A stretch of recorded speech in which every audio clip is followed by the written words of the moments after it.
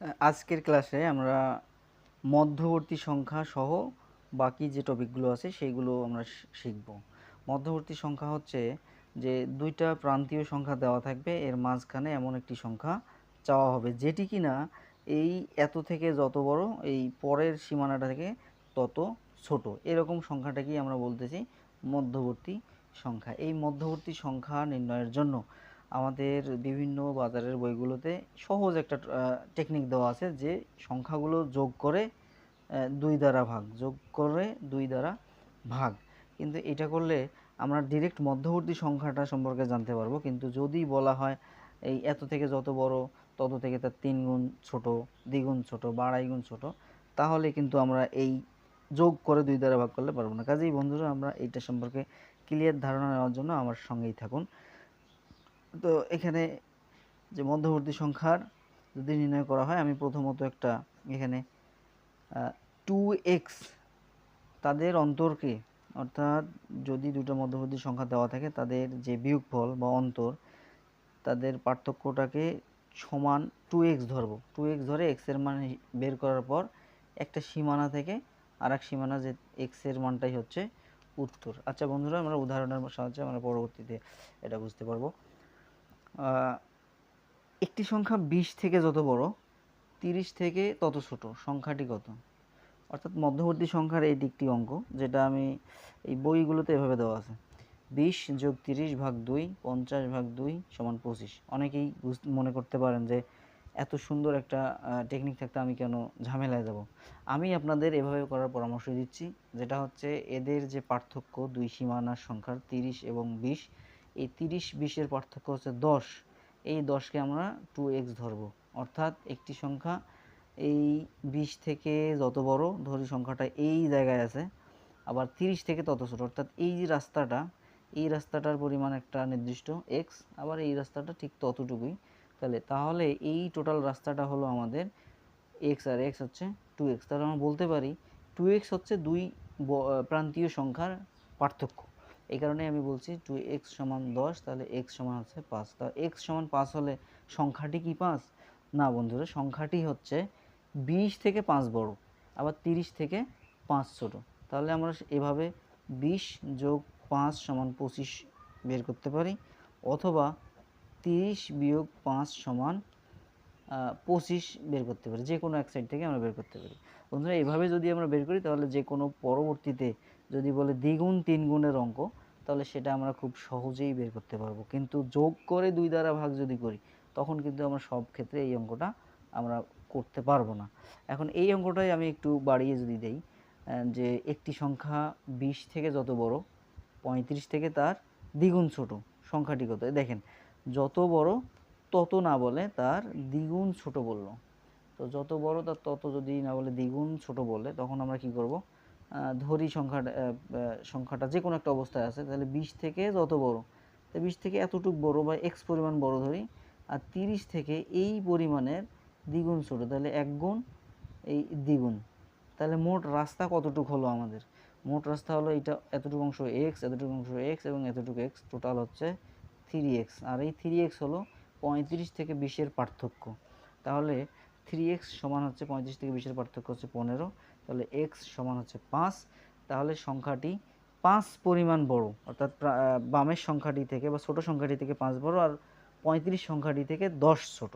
কাজেই আমরা 5 যদি যোগ করে দিই তাহলে সংখ্যাটি 25 পেয়ে যাই। এভাবে দ্বিগুণ বলুক, 3 গুণ বলুক, বা 4 গুণ, আড়াই গুণ যদি বলে, 3.5 গুণ যদি বলে, তাহলে এইভাবে x ধরে করব। যদি আড়াই গুণ বলে, তাহলে মোট পার্থক্য কত হবে? মোট পার্থক্য হবে x প্লাস আড়াই, তাহলে 3.5x সমান সংখ্যা দ্বয়ের পার্থক্য। যদি বলে 3.5 গুণ, তাহলে আমরা 4.5x সমান সংখ্যা দ্বয়ের পার্থক্য। এভাবে আমরা যে কোনো পার্থক্যের অঙ্কগুলো বের করতে পারি। তাহলে পরের টপিক হচ্ছে আমাদের ক্রমিক সংখ্যার বর্গের অন্তর। তো দুটি ক্রমিক সংখ্যার বর্গের অন্তর বের করার জন্য অন্তরের সাথে 1 যোগ করে বড় সংখ্যা এবং 1 বিয়োগ করে ছোট সংখ্যা করা যায়। বন্ধুরা, এটাই সবচেয়ে সহজ উপায়। যে যাই বলুক না কেন, এটার একটা রিটেন প্রসেস আছে, কিন্তু এই ধরনের ছোট অঙ্ক কখনোই রিটেনে আসবে না। কাজেই আপনাদের যদি প্রশ্ন আসে কখনো এরকম, তাহলে কি করতে হবে? এই ছোট একটা পদ্ধতি বের করলেই হবে, যে বর্গের যে অন্তর দেওয়া থাকে সেটার সাথে 1 যোগ করলে বড় সংখ্যা পাওয়া যাবে, আবার 1 বিয়োগ করলে ছোট সংখ্যা পাওয়া যাবে। তো এইটা হচ্ছে একটা উদাহরণের মাধ্যমে বের করা যায়। অবশ্যই বলবে ক্রমিক সংখ্যা ছাড়া এই ধরনের শর্ত পূরণ হবে না। দুটি ক্রমিক সংখ্যার বর্গের অন্তর 23 হলে সংখ্যা দুটি কত? 23 হতে পারে, 47 হতে পারে, 99 হতে পারে, 199 হতে পারে। তাহলে অন্তর যা দেওয়া থাকবে তার সাথে যদি আমরা 1 যোগ করি, তাকে 2 দ্বারা ভাগ করলে 23 আর 1 24, 24 ভাগ 2 মানে হচ্ছে 12। আর একটা যদি বড় সংখ্যা পেয়ে যাই তাহলে ছোট হচ্ছে, যেহেতু ক্রমিক 1 কমিয়ে দিলেই হবে, অথবা 1 মাইনাস করে বের করলেও হবে। তো যদি দুটি সংখ্যার বর্গের পার্থক্য 199 হয় তাহলে সংখ্যা দুটি কত? তাহলে সংখ্যা দুটি হচ্ছে 199 যোগ 1 ভাগ 2 মানে 200 ভাগ 2, তাহলে হবে 100। একটা 100 হলে আর একটা অবশ্যই 99। এখন বর্গের অন্তর বিষয়টা আরেকটু বুঝি। যদি আমরা দুইটা সংখ্যা ধরি, একটা 11 আর একটা 12, তাহলে 11কে বর্গ করলে কি হবে? 121, আর 12কে বর্গ করলে কি হবে? 144।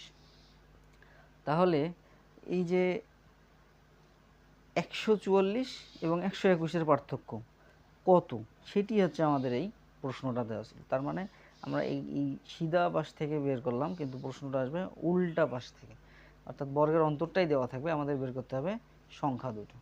তবে একটা বিষয় মনে রাখবেন আপনারা, বর্গের অন্তর সবসময়, দুটি ক্রমিক সংখ্যার বর্গের অন্তর সবসময় বিজোড় হবে।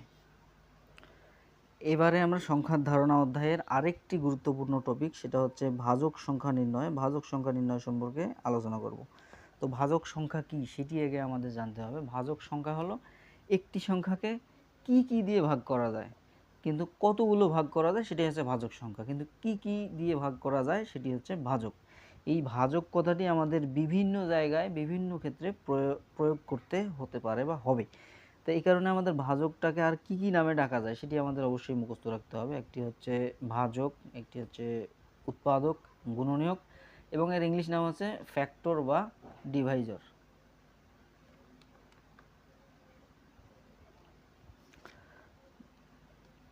তাহলে ভাজক সংখ্যাকে ভাজক, উৎপাদক, গুণনীয়ক এতগুলো নামে সমার্থক শব্দ আছে, আবার ইংলিশ হচ্ছে ফ্যাক্টর অথবা ডিভাইজর। তাহলে একটি সংখ্যাকে যতগুলো সংখ্যা দিয়ে ভাগ করা যায় ততগুলো সংখ্যাই হচ্ছে ভাজক। তাহলে আমরা যদি একটা র্যান্ডম সংখ্যা 12 নেই, তাহলে 12কে 1 দ্বারা, 2 দ্বারা, 3 দ্বারা, 4 দ্বারা, 6 এবং 12, অর্থাৎ এই 6টি সংখ্যা দিয়ে ভাগ করা যায়। তাহলে 12 এর ভাজক সংখ্যা কয়টি? তখন উত্তর হবে 6টি। যদি বলে 12 এর ভাজক সংখ্যা কি, তাহলে উত্তর হবে 1, 2, 3, 4, 6 এবং 12। এখন প্রশ্ন কিন্তু এত 12 ছোট সংখ্যা আসবে না, প্রশ্নই আসবে বড় সংখ্যা, যেটাকে আমাদের এই সহজেই এই কি দিয়ে ভাগ করা যায় সেটা বের করতে আমাদের হিমশিম খেতে হয়। কিন্তু কি যে ভাজক সংখ্যা এটা বের করা পরীক্ষায় কখনোই আসে না। পরীক্ষায় আসে ভাজক সংখ্যা কয়টি। ভাজক সংখ্যা কয়টি নির্ণয়ের জন্য আমাদের সুন্দর একটি প্রসেস আছে, সেটি হচ্ছে এই সিঁড়ি পদ্ধতি বা ইউক্লিড পদ্ধতি। এই ইউক্লিড পদ্ধতির মাধ্যমে আমরা মৌলিক সংখ্যায় যে কোনো বড় সংখ্যা থাকলে সেটিকে রূপান্তর করব। তো এখানে প্রশ্নটি ছিল আমাদের 72 সংখ্যাটির ভাজক সংখ্যা কতটি? তো 2, 72কে 2 দ্বারা ভাগ করলে 36, 36কে আবার 2 দ্বারা ভাগ করলে 18, 18কে 2 দ্বারা ভাগ করলে 9, 9কে 3 দ্বারা ভাগ করলে 3, অর্থাৎ এটা মৌলিক সংখ্যা এসে গেছে, আর এটা ভাগ করা যায় না। তো এইটার পর বাইরে কি সংখ্যা আছে সেগুলো আমাদের জানতে হবে বা লিখতে হবে। বাইরে 2 আছে 3টা, সেটা পাওয়ার দিয়ে লিখতে হয়। 3 আছে 2টা, সেটা পাওয়ার দিয়ে লিখতে হয়। এরপর পাওয়ারগুলোর সাথে 1 যোগ করলে আমাদের 1 যোগ করে গুণ করলে আমাদের কাঙ্ক্ষিত রেজাল্ট পেয়ে যাই। তাহলে মনে রাখবেন এই বেসগুলোর সাথে আর কিন্তু কাজ নেই, আমাদের কাজ হচ্ছে পাওয়ারগুলোর সাথে 1 যোগ। এখন আমাকে প্রশ্ন করতে পারেন যে আমরা কেন 1 যোগ করব? আসলে বন্ধুরা, এটা 1 যোগ যদি আপনি না করেন তাহলে ভাগ করে বের করতে হবে। এটি একটি ভাজক বের করার প্রসেস, তাই সহজে বারবার বের হওয়ার জন্য আমরা এটা বের করে থাকি। আপনারা এত কনফিউশন না রেখে অবশ্যই এই পদ্ধতিতে যে কোনো ছোট হোক বড় হোক সংখ্যার ভাজক সংখ্যা নির্ণয় করতে পারবেন। আমি এখানে আরেকটি সংখ্যার ভাজক সংখ্যা বের করার দেখিয়েছি, সেটা হচ্ছে 540। 540-এর ভাজক সংখ্যা কয়টি? তাহলে 540কে আমি চাইলেই 2 দ্বারা ভাগ দিতে পারতাম, তার কারণ শূন্য আছে শেষে। তার কারণ শূন্য শেষে থাকলে এটা জোড় সংখ্যা, জোড় সংখ্যা 2 দ্বারা ভাগ করা যায়। কিন্তু আমরা জানি একটি সংখ্যাকে যদি আমি বড় সংখ্যা দিয়ে ভাগ করতে পারি তাহলে আমি সহজেই সংখ্যাটিকে ছোট করতে পারি। এখন এর মানে এই না যে বড় সংখ্যা তাহলে আমি 10 দিয়ে ভাগ করব, কিন্তু 10 দিয়ে ভাগ করলে 10 যেহেতু মৌলিক সংখ্যা নয়, কাজেই 10 দিয়ে এটাকে ভাগ করা যাবে না। এখানে সেটাই করতে হবে যে যেটা মৌলিক সংখ্যা। তাহলে এখানে যেহেতু শূন্য আছে শেষে, আমরা জানি শেষে যদি 0 ও 5 থাকে, বিভাজ্যতা অংশে আমরা সেটা দেখেছি, শেষে 0 ও 5 থাকলে সেটা অবশ্যই 5 দ্বারা বিভাজ্য। তাহলে 5 দ্বারা ভাগ করলে 5 10-এ 50, সাথে সাথে 4 8, 5 8-এ 40। এখানে 5 একে 5 করে করতে পারেন, তারপর 5 8-এ 40, কিন্তু দুইটা সঙ্গে একবারে ভাগ করলে একটা শূন্য নিতে হয়। তো আপনারা ভাগের নিয়মগুলো হয়তো বা দেখবেন বা জানবেন বা জেনেই আসছেন অলরেডি। তারপর 108-কে আমরা কত দিয়ে ভাগ করবো? 108-কেও 2 দ্বারা ভাগ করতে পারতাম, কিন্তু আমি 3 দ্বারা দিয়েছি। কেননা 8 আর 1 যোগ করলে 9 হয়, আর 9 যেহেতু 3 দ্বারা বিভাজ্য, কাজে 108-ও 3 দ্বারা বিভাজ্য। আর বলছি বড় সংখ্যা দিয়ে ভাগ করলে প্রশ্নটি দ্রুত ছোট হয়ে আসে। তারপর আসে কত? 36। 36-কে 3 দ্বারা ভাগ করলে 12, 12-কে 3 দ্বারা ভাগ করলে 4, 4-কে ভাগ করলে 2 2। তো এখন আমাদের কি কাজ? আমাদের কাজ হলো বাহিরের সংখ্যাগুলো কতটি করে আছে সেটি পাওয়ার দিয়ে লেখা। তাহলে 5 আছে এখানে একটি, 3 আছে আমাদের 3টি, 2 আছে 2টি। তারপর আমাদের বেজের সাথে কোনো কাজ নেই, আমাদের কাজ হচ্ছে পাওয়ারগুলোর সাথে। তাহলে পাওয়ার কে কে আছে? 1 যোগ 1, গুণন মাঝখানে গুণ চিহ্নটা থাকবে, 3 যোগ 1 2 যোগ 1, তাহলে 1 1 2, 3 আর 1 4, 2 আর 1 3, তাহলে এইগুলো গুণ করলে রেজাল্ট আসে 24। অর্থাৎ এভাবে আমরা যে কোনো বড় সংখ্যার ভাজক সংখ্যা নির্ণয় করতে পারি। তো বন্ধুরা, এবারে আমরা ক্রমিক সংখ্যার সমষ্টির বেলায় কি হয় সেই পার্টটা দেখব। তাহলে এই ক্রমিক সংখ্যার সমষ্টি থেকেও বিভিন্ন সময় অনেক অঙ্ক এসে থাকে। তো ক্রমিক সংখ্যা কী জিনিস আমরা অলরেডি জেনেছি, যে ধারাবাহিক সংখ্যা, ধারা বজায় রাখে, যে দুইটা যে কোনো পজিশনে পার্থক্য সেম হয়। ক্রমিক জোড় হতে পারে, ক্রমিক বিজোড় হতে পারে, ক্রমিক সংখ্যা স্বাভাবিক সংখ্যা হতে পারে। তো ক্রমিক সংখ্যার সমষ্টির বেলায় বলতে এখানে নির্দিষ্ট সংখ্যা দেওয়া থাকবে, অর্থাৎ এই যে 1 2 3 4, এই 4টা সংখ্যার মধ্যে 2টা সংখ্যার যোগফল দেওয়া থাকবে, বাকি 2টা সংখ্যার যোগফল বের করতে হবে। অথবা 6টা সংখ্যার মধ্যে 3টার যোগফল দেওয়া থাকবে, বাকি 3টার যোগফল বের করতে হবে। তো এরকম জোড় সংখ্যক সংখ্যার অর্ধেকের যোগফল দেওয়া থাকবে, বাকি অর্ধেকের যোগফল বের করতে হবে। তবে এখানে শেষের অর্ধেকও দিতে পারে, শুরুর অর্ধেকও দিতে পারে। যদি যে কোনো অর্ধেক অংশ দেয় তাহলে আমরা s plus minus n square সূত্রের মাধ্যমে খুব সহজে এটা বের করতে পারি। এটার আরও বিভিন্ন উপায় আছে, তবে এইটি হচ্ছে সবচেয়ে সহজ উপায়, যার মাধ্যমে আমরা যে কোনো অর্ধেক সংখ্যক সংখ্যার সমষ্টি নির্ণয় করতে পারি। তাহলে যদি পরের সংখ্যা বলে তাহলে প্লাস হবে, পরের সমষ্টি নির্ণয় করতে বলে তাহলে প্লাস, আর যদি পূর্বের সমষ্টি নির্ণয় করতে বলে তাহলে হবে মাইনাস। তাহলে এখানে একটা প্রশ্ন আমরা নিয়েছি, পরপর 10টি সংখ্যার প্রথম 5টির যোগফল 560 হলে পরের 5টি সংখ্যার যোগফল কত?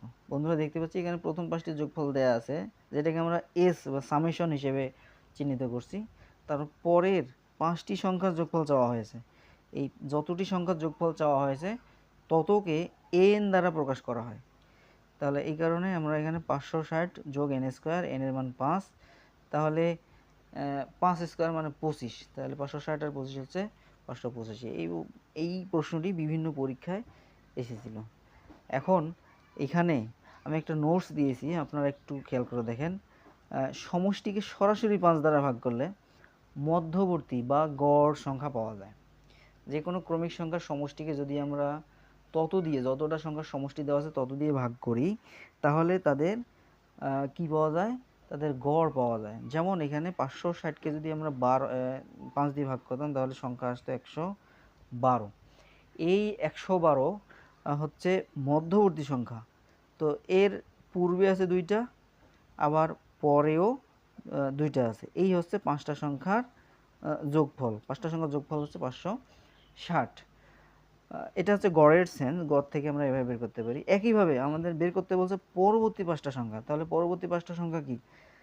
13, 14 বাদ দিয়ে 115, 116, 117, 118, 119। তার মানে আবারও মাঝের সংখ্যাটা হচ্ছে 17, 117। তাহলে আমরা যদি এই মাঝের সংখ্যাটিকে আবারও 5 দ্বারা গুণ করি, তাহলে 5 100 500 আর 5 17 85। তাহলে 585 হচ্ছে। এই যে এভাবেও আমরা এই সূত্র ছাড়াই গড়ের সেন্স প্রয়োগ করে এই অঙ্কটি সমাধান করতে পারি।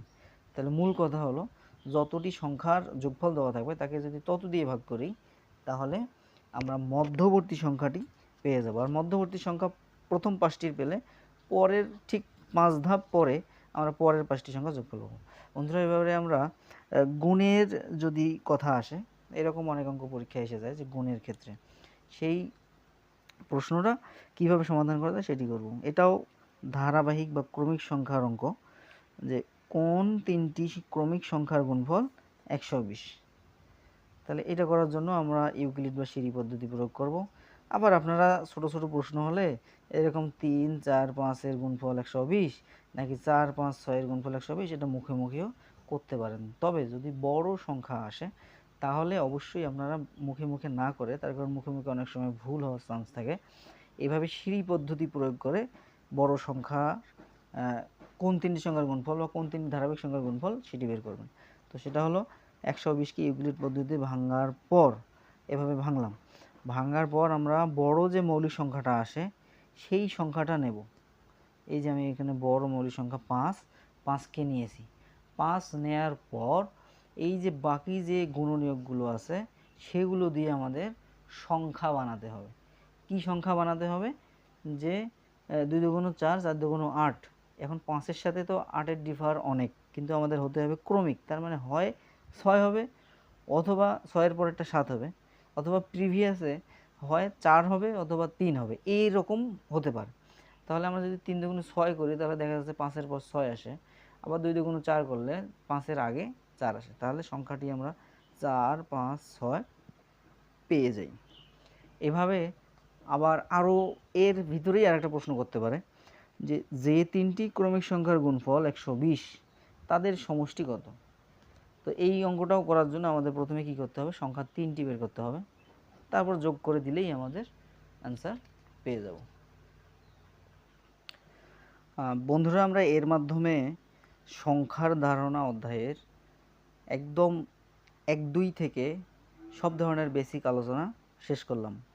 পরবর্তী ক্লাসে আমরা সংখ্যার ধারণা অধ্যায়ের গুরুত্বপূর্ণ অঙ্ক, যেগুলো করলে পুরো অধ্যায়টাই কাভার করা সম্ভব, সেই অঙ্কগুলো নিয়ে আলোচনা করব। ততক্ষণে পরবর্তী পার্ট পাওয়ার জন্য আপনারা সাথেই থাকুন। ধন্যবাদ সকলকে।